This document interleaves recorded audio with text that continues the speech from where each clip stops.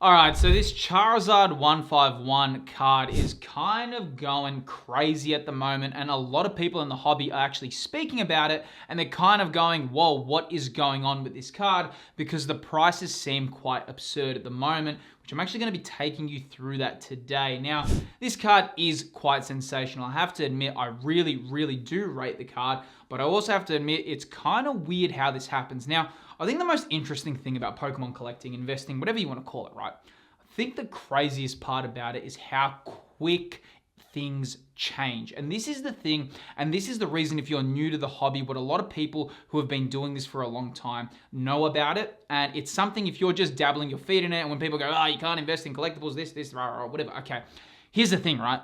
Things change rapidly in this hobby. Kind of like what's happening right now with the Charizard, that's how quick things happen. Earlier this year, when Fusion Strike started climbing in value, it's not this thing where everyone can be like, oh, look, Fusion Strike is climbing. Oh, we've got time.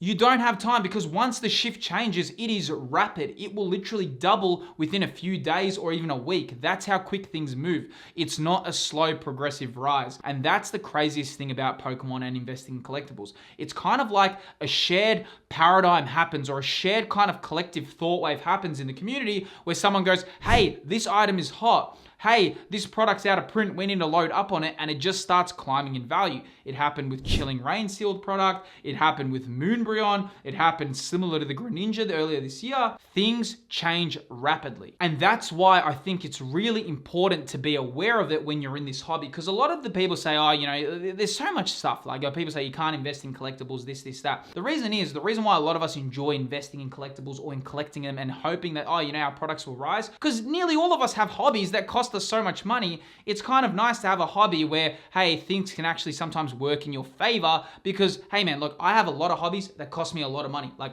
you know, fishing costs me a lot of money. You know, I like cooking, smoking meats and stuff on a barbecue, right? That costs me so much money. Yes, I get food and there's a reward, but nonetheless, you know, the utensils and all that stuff cost a lot of money. I think one of my favorite aspects about investing in a hobby that I love is, yes, I love collecting it, but it's not kind of, I never feel like it's such a wasted expense in that kind of sense. Like if I buy a sealed product and it starts climbing in value, yes, it's great, I still have the product, or if one day I wanted to sell or liquidate it, hey, I wouldn't probably be losing that much money, especially with sealed product, right? But nonetheless, this Charizard is getting quite interesting. And before I go into the pricing, I just want to talk about the card itself. Now, firstly, I think the card is actually a really cool artwork. Why I love the Pokemon 151 Charizard is the unique aspect of the design. I think it's really well how it's like flying over this canyon. It's really brought into life, and I think that's really interesting. Like when you look at Charizard artworks, or usually it's sometimes they're always one of the same. It's always Charizard in a really cool stance, or really, you know, in a heroic pose, or, you know, it seems like it's in a battling stance or something of the nature. What I love about this, it kind of just feels like you're catching Charizard in its element. It's almost like if you were, you know, in a Pokemon game and you were walking and you took your binoculars and you looked out and you go, whoa, there's a Charizard flying over the canyon. It feels very much in its environment. One thing that Pokemon 151 did really well, and if you look across their artworks, they really made Pokemon seem as if they're in their environment. I don't know, it feels almost like Animal Crossing New Horizons, like you're just in the world of Pokemon. It never felt like an artist just drew a Pokemon, put it on an image and say, hey, there's the Pokemon. It really made a worldly feel of the Pokemon, and I think that's a really cool thing. Like one of my gripes with Dragon Ball's TCG, right, is that sometimes it just feels like the Dragon Ball characters are just placed on a card and you've almost just got an image of a drawn character on a card.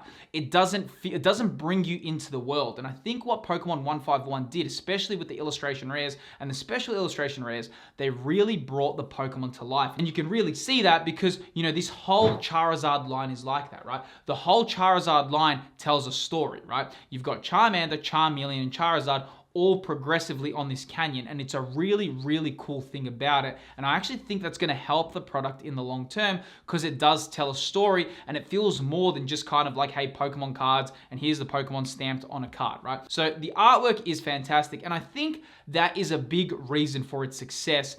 And it's funny how quickly things have shifted, but I want to just go into that, right? So firstly, before we go into the prices, it's important to see the pull rates. So The pull rates to pull any special illustration rare from Pokemon 151 is around a 1 in 32 chance. So meaning 32 packs, you would pull one. So pretty much if you bought 3 ETBs, you'd probably need to buy 4. But if you bought 3 ETBs, you would likely pull one special illustration rare, which is pretty difficult to pull. Nothing too crazy, but still you would pull any special illustration rare. Though here's the thing, right? If you want to pull a specific special illustration rare, it is 1 in 225 chance, which is getting quite rare, right? It's nothing like Evolving Skies to pull a VMAX Alt. They're nowhere near those pull rates. I think those pull rates were somewhere between 1 in 1,600 to 1 in 1,700 to pull a specific VMAX Alt from Evolving Skies, like Moonbreon or Sylveon VMAX. So they're not that wild, but still you would have to,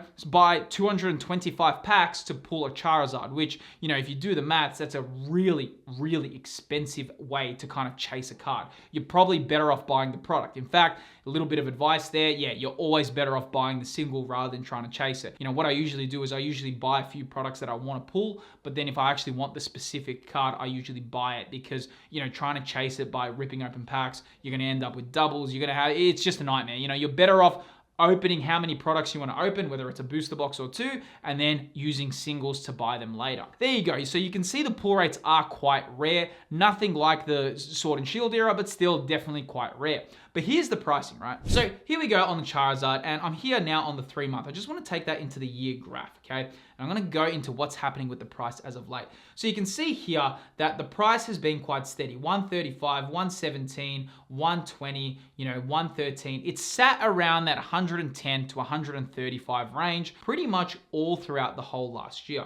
Now you can see what's going on in this graph here. You can see that there's been this spike and now it's boomed to 224 USD for a raw copy. It's kind of crazy, man. And I didn't expect that this would happen because, my friend did open a few of these products. He actually pulled 2 of them. So I never found the card that rare like the Greninja. I mean, the Greninja kind of made a little bit more sense for the pricing, but given the fact that Pokemon 151 is literally so hard to find, it's really interesting to see the products rising like this. I'm going to pull this into the 6-month graph, and actually I'm going to pull this into the 3-month graph, and you can see even just in August this year I was selling for 119 USD, and right now we're looking at 205 USD. Check out what's happened in the last month. This was only like last week, it was 136. This has happened in the last few days. It's getting pretty crazy, the price.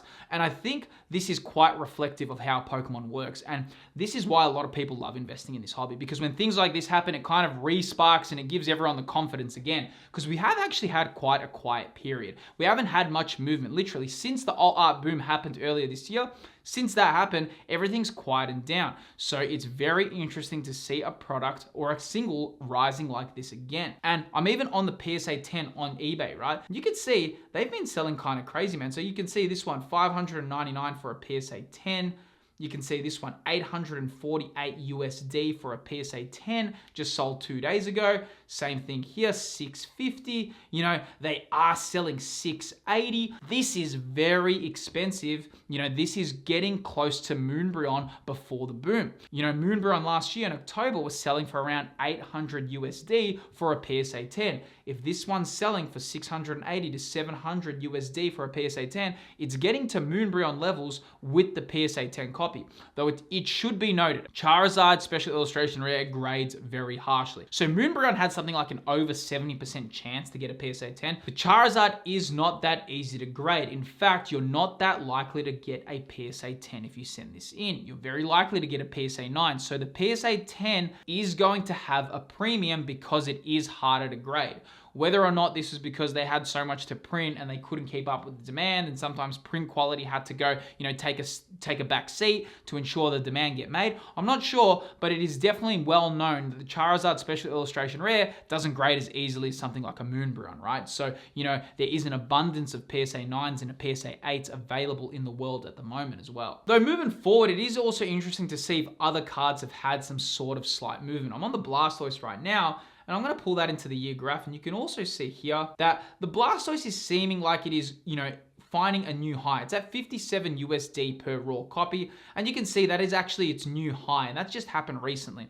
I think this is going to start a huge wave on effect. What I mean by this is I think right now when you're looking at this, this is now going to start the kind of shift where it all happens for Pokemon 151, because we haven't had a reprint announcement. We don't know if more, we get these weird restocks where it comes up in Target and it comes up in Walmart, but if you don't buy it within 2 hours, it's out of stock. You know, we haven't actually had a full-fledged reprint, and because it's been very quiet, I think a lot of collectors and enthusiasts are saying, well, we kind of expected that the Christmas period would be hearing of a reprint. We haven't heard anything about this. Hey, these singles, maybe we should load up on them now. So I'm actually a little bit, I don't know if I want to use the word concerned, but I would be very, very keeping an eye out on Pokemon 151 singles at the moment, because I think this Charizard is going to set the standard. I think you're going to see Blastoise, Venusaur, you know, the Alakazam, all these follow that same trajectory and follow the Charizard. I think that was the first one to happen, and I think these others are going to follow because we have nothing of a reprint. And it's kind of crazy to think that as well, because the set is just a year old. Literally, it came out just, you know, a little bit over a year ago, like a year and a month ago. We really should have one more wave of reprints. Look, that's my opinion, okay? But you know, the fact that we haven't heard anything for a reprint, I think the prices are going to climb and keep climbing. Moving forward, okay, and I'm just looking at the sealed product. So I'm on the Pokemon 151 Elite Trainer box, and I'm going to pull that into the year graph as well. And you can see it is slowly rising in value, but nothing crazy like a Charizard. Though, just like I mentioned at the start of the video, how things can, you know, flip really quickly, I wouldn't be surprised that we're seeing this right now climb like this. I wouldn't be surprised by the end of the year if you see a massive spike for these ETBs. We literally have no reprint announcement. You can see right now it's selling for 92 USD, which is, you know, pretty expensive. It's not even a Pokemon Center exclusive. That's just your regular ETB. That is quite expensive, 92 USD. If you bought this earlier in the year, January, you were looking at 46 USD. Honestly, that's looking like more than a double increase. Can it keep climbing? It most certainly can, given the fact how Pokemon 151 is loved. It's literally Generation 9's Evolving Skies, right? Moving forward, we're on the booster bundles. Now, these are not looking like they're climbing as crazy as the ETB, but you can still see it is sitting at 48 USD, which is still quite expensive for your price per pack ratio. So they're definitely getting expensive, not as expensive, obviously, as the ETB, though, again, the ETB, you do get 10 packs. Moving forward, and you can see the 151 Ultra Premium Collection. Now, here's the interesting thing, right, with the 151 Ultra Premium Collection. I think out of all things, if they got a reprint, I think the UPC would be the least likely, given the fact that it is the Ultra Premium Collection, and given the fact of how much, you know, product there is, they would have to redo the metal cards. I personally think that this would be the least likely to get a reprint. Of course, that's my opinion, but I do think that you're more likely to see the ETB and booster bundles get restocked and reprinted rather than the UPC. But you can see as well, the UPC is currently sitting at 180 USD per one Ultra Premium Collection. Quite expensive. We pull that into the year graph. You can see if you bought this in January this year, you're looking at 98 USD per UPC. Again, that's looking like it's already doubled. You know, this is crazy price increases, all right? When you look at something that was 98 USD at the start of the year and it's selling now at 180 USD, that's a lot, man. That's like a really, really big increase. Pokemon 151, you know, Charizard, it's getting really crazy and we don't know where it's going to go either. It really starts making you wonder what is actually going to happen with these products. Where is the ceiling for this Charizard? Can it become like the Moonbreon? Because, you know, a lot of the time we say, oh, but you know, it's going to reach a ceiling, it's going to reach a ceiling. Though something like when I look at like Moonbreon I thought would have reached the ceiling at 500 USD, though it's climbing already to 900 USD. And you can actually see how crazy the Moonbreon rise in this video on screen right here. Within this video, I actually look over Moonbreon and it's actually insane how much the price has increased. It's gone up nearly double since what was its previous high. If you're interested in how high Pokemon cards can rise, then I suggest you click that video that's appearing on screen and we'll talk more about it there.